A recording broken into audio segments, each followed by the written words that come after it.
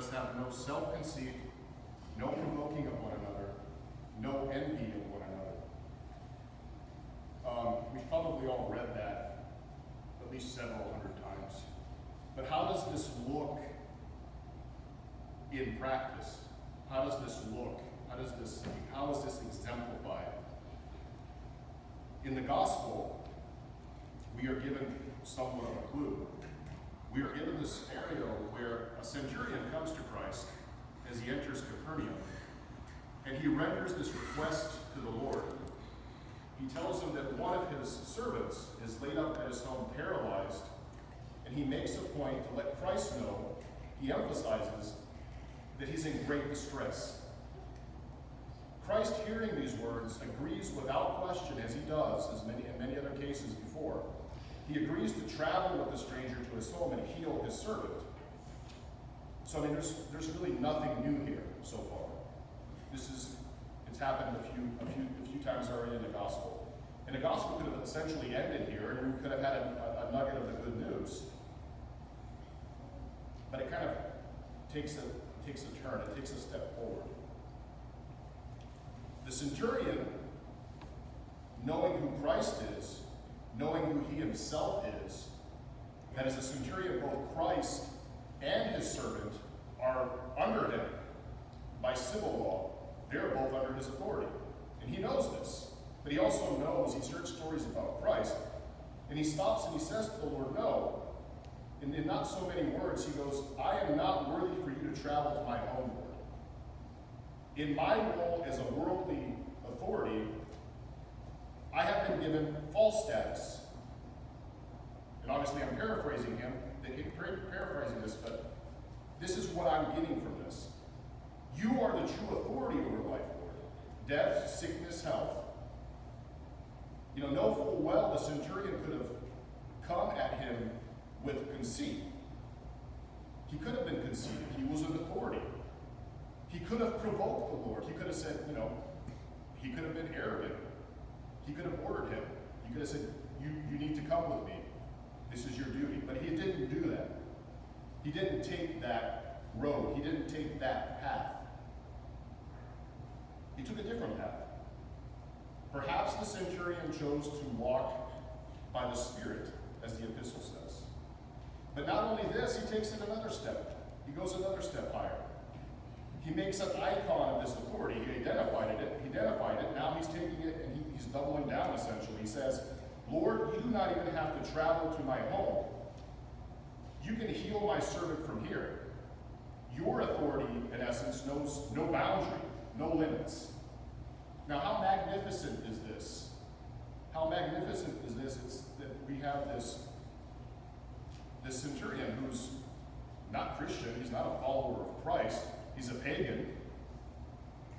So he may know some of the Judaic laws, but he doesn't have to act like this. He transcends the world.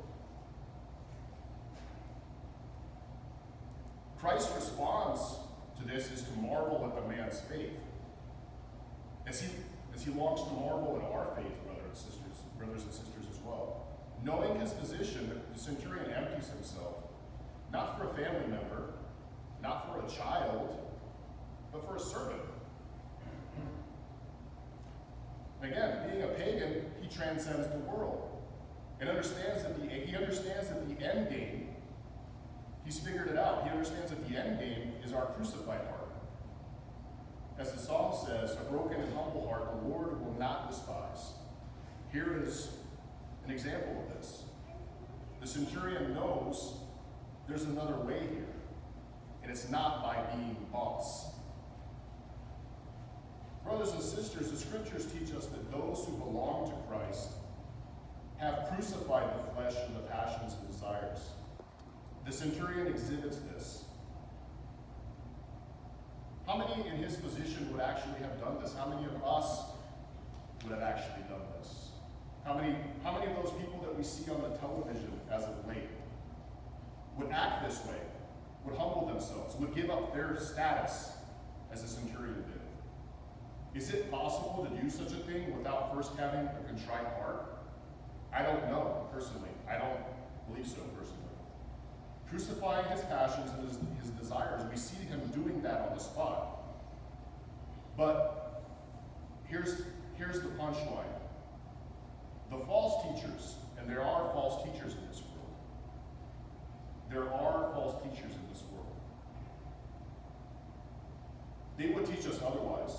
They would teach us to seek this status. They teach us to seek the status that the centurion renounced before Christ.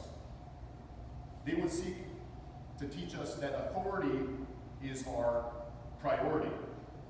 In fact, that we are owed authority. That we are entitled to authority. This, brothers and sisters, is not the fruit of the Spirit of love. Let the teachings of the church father be our guidance here. That the best way we can assure the true path is life in the church and her teachings and her mysteries and the scriptures over the ethos taught by the world and her false teachers. Our aim, our identity, call it our nationality, is that of Christ and his church. Our goal, obviously, is salvation. That's why we're here. But our work, and I'll say that again, our work is to obtain the mind of the church.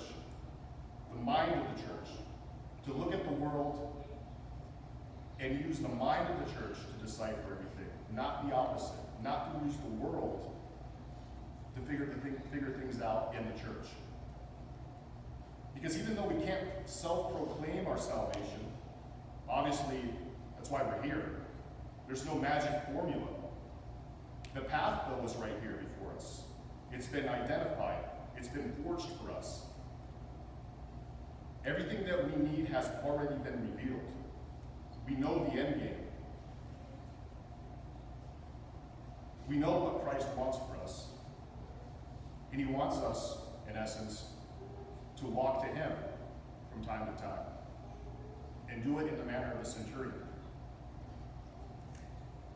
Let it be known, in the last few months, have crystallized this for you. The Orthodox Church is the only entity that will save the world. There is no other entity that will save the world. There's no political entity. There's no philosophy. There's no university or even any professor at any university that will save the world. Christ and his church, in the Orthodox Church and the teachings of the church, will save the world. We must stay faithful to her teachings. And let it be known, and I'll say it again, there are false teachers in abundance in this world who will try to lead us astray. Now, I will end with this. St. Nikolai Velimirovich professes in his prologues from Ophid this very thing. And bear with me, but it's good. It'll take me a few minutes, but it's definitely worth our time here. He says, sometimes it may seem to a man that the path of the godless is right, when he sees that the godless grow rich and enjoy success. But just let him be allowed to see the end of that path. He would be horrified and would certainly never tread it. If the end of the path is ruin, can that path be a right one? Therefore, O man, do not say that a certain path is right if you cannot see its end. You ask, how can I, a weak and short-sighted man, see the end of a long path? By two methods. By reading the Holy Scriptures within the experience of the Orthodox Church, and by observing the end of the earthly road of those who died around you and has died before you. But the first path, he says, is far more reliable, and if you keep it, be sure you will not fall into the darkness of eternal death. Only the path which God has shown us to be the right path can be the right path. All other paths which may seem right to your mind, but do not coincide with God's path, are all wrong and lead to death. Behold, even the wild beasts have their own path. But would you go by those paths if they seemed right to you? Of course you would not, because you would in the end fall into the hungry jaws of those wild beasts. But the road indicated by God is right, and even if it seems wrong to you, go by it, because we are sinful. God's path, if it seems wrong to you, sometimes, because we are sinful, God's path sometimes seems If we are not sinful and our minds were not led astray by God, it would not be possible even for us a moment to think that there can be any other path but the path of God. A mind that has been led astray reckons many wrong paths to be right and thinks the only right path to be wrong. O all-seeing Lord, who show us the way, set our minds aright that we are not to be tamed on false paths. Thou, O Jesus, art the one way, the truth, and the life. And we, and all that we invent apart from thee is a dead end, a lie and death. To thee be glory and praise forever. Amen. That, when I read that a few times, obviously, it always strikes me when I read it. Because there have been many times in my life where I've been on the wrong path. And I praise God that I'm here now with everyone.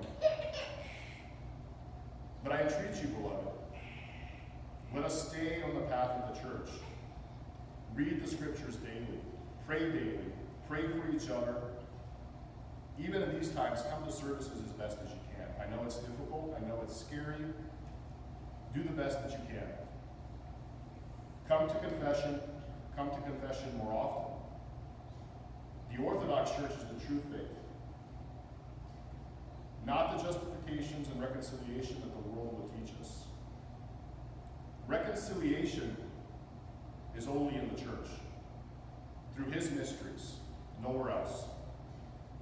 Like the centurion, let us forego the world. Let us shed our earthly status, our earthly identities, and walk to Christ. If you fall, get back up and continue on the path. Keep walking towards Christ. Keep walking to be reconciled.